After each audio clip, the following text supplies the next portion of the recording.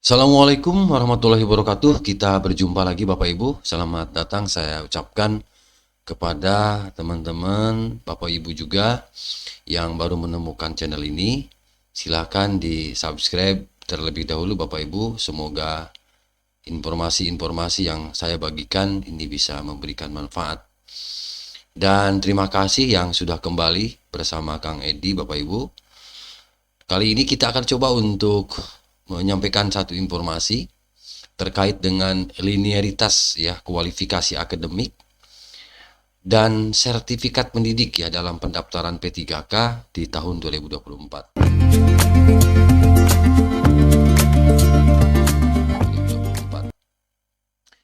Kita sekarang sedang berlangsung ya pendaftaran P3K untuk gelombang pertama.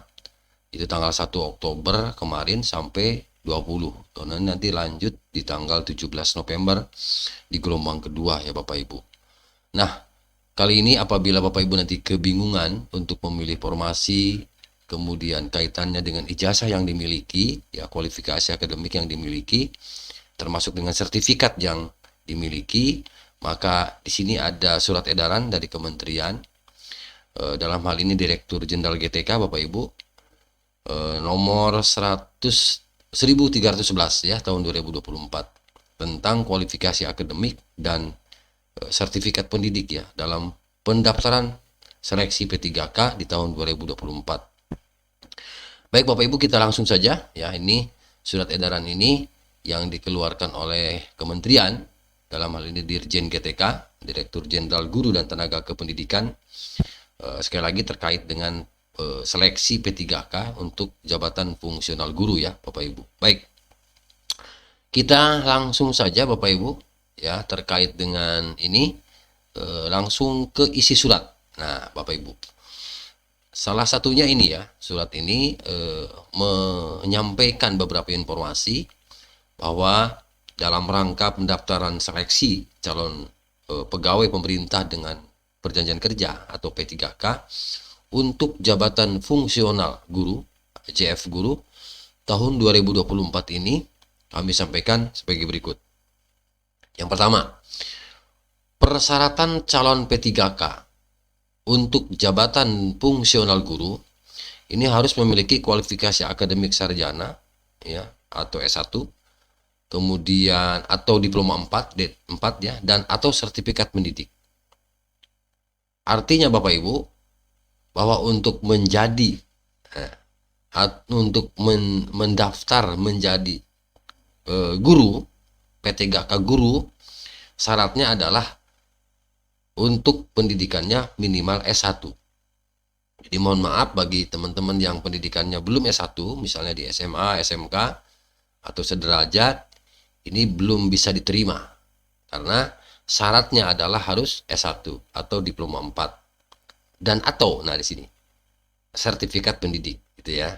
Nah, itu yang pertama Bapak Ibu. Kemudian yang kedua, calon P3K untuk jabatan fungsional guru ya, ini mendaftar sesuai dengan sertifikat pendidik yang dimilikinya. Nah, kita coba jelaskan yang nomor 2 ini, bahwa teman-teman honorer Bapak Ibu yang sebagai calon P3K untuk nanti mendaftar menjadi P3K jabatan fungsional guru ya sesuai dengan sertifikat pendidik yang dimilikinya. Jadi kalau Bapak Ibu nanti atau sekarang memiliki sertifikat pendidik, maka dilihat sertifikat pendidiknya apa dulu. Misalnya kalau untuk sertifikat pendidiknya sebagai guru kelas itu kan nanti untuk menjadi guru SD gitu ya. Kemudian kalau sertifikat pendidiknya misalnya biologi, kimia, itu nanti tinggal dilihat mau mendaftar kemana, kan bisa menjadi guru SMP misalnya di fisika, IPA misalnya atau IPS ya, itu bisa juga di SMA. Jadi intinya adalah sesuaikan dengan sertifikat yang dimiliki itu Bapak Ibu, itu untuk pendaftaran jabatan fungsional guru untuk tenaga P3K. Lalu yang ketiga adalah apabila tidak memiliki sertifikat pendidik ya sebagaimana dimaksud pada angka 2 ya, maka calon P3K untuk jabatan fungsional guru ini mendaftar sesuai dengan kualifikasi akademik sarjana. Jadi ketika Bapak Ibu belum memiliki sertifikat pendidik, maka sesuaikan pemilihan formasinya, ya, itu dengan apa namanya di sini, ijazahnya, kualifikasi akademiknya apa dulu. Jadi kalau kualifikasi akademiknya mata pelajaran, maka dia juga disesuaikan. Artinya ketika tidak memiliki sertifikat pendidik, boleh ya dilihat juga kualifikasi akademiknya apa gitu Bapak Ibu. Nah, itu dicocokkan nanti dengan formasi yang tersedia. Nah, jadi ini pilihan. Jadi bisa nanti dilihat sertifikat pendidik bagi yang sudah memiliki sertifikat pendidik, dan bagi yang belum, ini bisa dilihat dari ijazahnya ya, kualifikasi akademiknya gitu. Oke. Kemudian yang berikutnya Bapak Ibu, di sini sebenarnya ada nomor 4 ya, ini belum tercover. Nanti saya lampirkan di linknya Bapak Ibu ya. Nah, kita contohkan Bapak Ibu dari pernyataan ini. Artinya ini apa Bapak Ibu? Ini saya ambil dari lampiran di surat edaran ini ya. Misalnya begini, untuk kualifikasi akademiknya atau S1-nya akuntansi. Ya Bapak Ibu, ini bisa nih mengajar di SD, tapi ada nggak formasinya untuk guru kelas gitu ya di sini. Itu. Jadi kualifikasinya atau sarjananya yang dimiliki adalah sarjana akuntansi. Ini ternyata bisa di SD, bisa di SMP, bisa di SMA.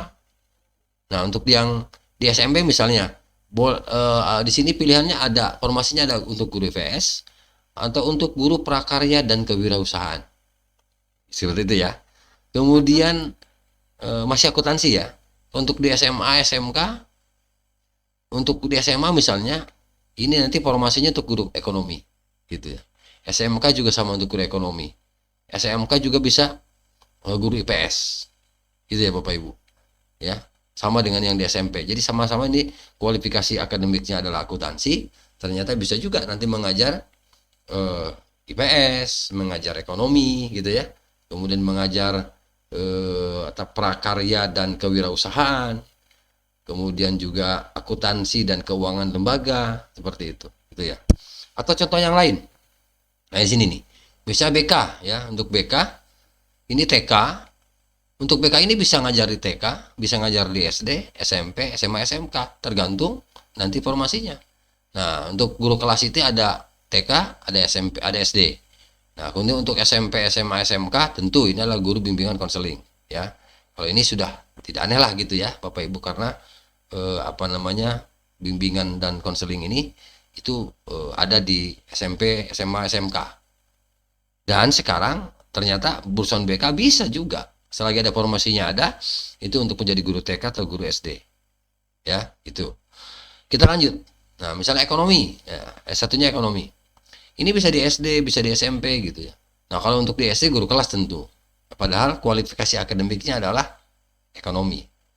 Nah, kemudian sasarannya adalah SD, kemudian formasinya guru kelas.